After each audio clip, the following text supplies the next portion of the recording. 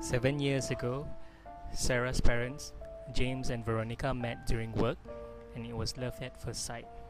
They are eager to start a new life together as Mr. and Mrs. James after 2 years of dating each other.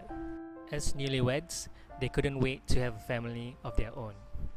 One day at work, James received a call from Veronica informing him that they are expecting a baby. James was overjoyed with the news. After months of waiting, Veronica's water broke and she was rushed to the hospital for delivery.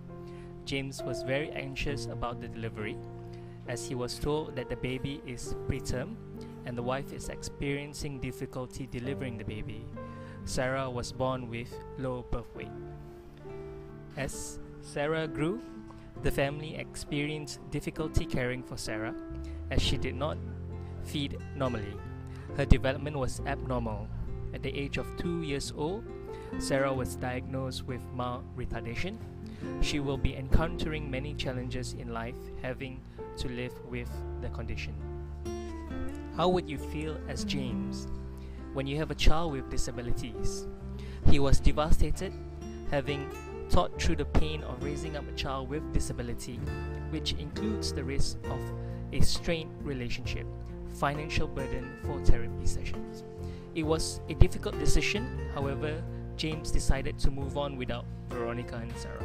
He took off to a place where no one will ever find him. After the separation, it was difficult for Veronica to care for herself, let alone having to care for her child with disability. Veronica had to shoulder up the responsibility to care for her and to sustain the family. She sought help from her distant aunt, Aunt Mary, who owns a company in freight and logistics, seeking employment with her. Thankfully, the aunt agreed, as she understood her plight of being a single mother. Uncle Joe, the husband of Aunt Mary, agreed to babysit for Veronica's daughter. It was a blessing in disguise.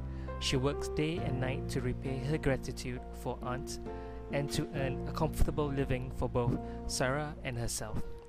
While Veronica was working, Sarah will be taken care by her uncle Joe most of the time at his place. It was fine until one day when Uncle Joe started to develop interest for Sarah, being more intimate with her, such as cuddling and hugging her. It was soon Uncle Joe started playing doctor and patient with Sarah. He introduced her to parts of the body by asking her to remove her clothes, telling her that this is a secret which she needs to keep between a doctor and a patient. Sarah does not comprehend what this could lead to and just follows suit to what Uncle Joe has instructed. This have become a routine for most of the time during the day when Veronica is not around. This has been going on for many years and no one is aware. Until one day, Uncle Joe invited her into a room to play.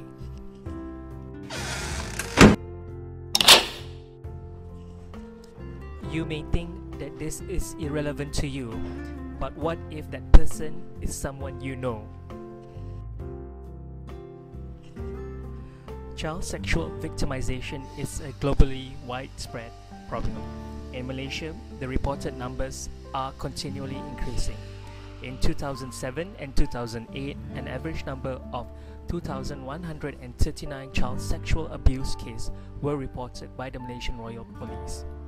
In 2009, 2,193 child sexual abuse cases were reported, while in 2012, 2,299 cases were reported.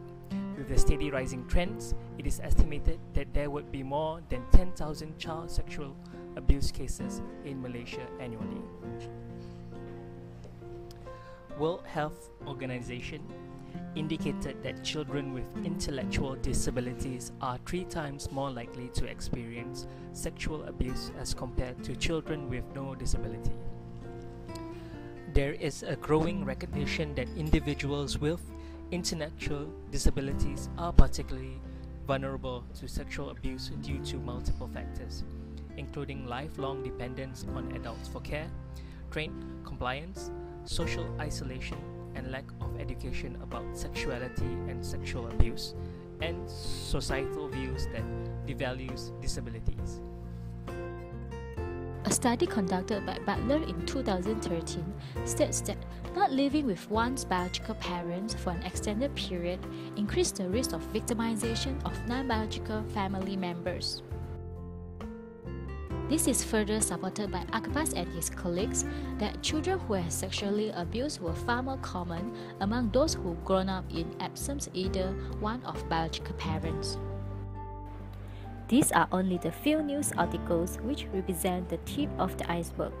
There are many cases that go unreported every year due to the fear of social stigmatization, lack of social awareness, shame, guilt, and fear of retaliation. So, what can you do about this?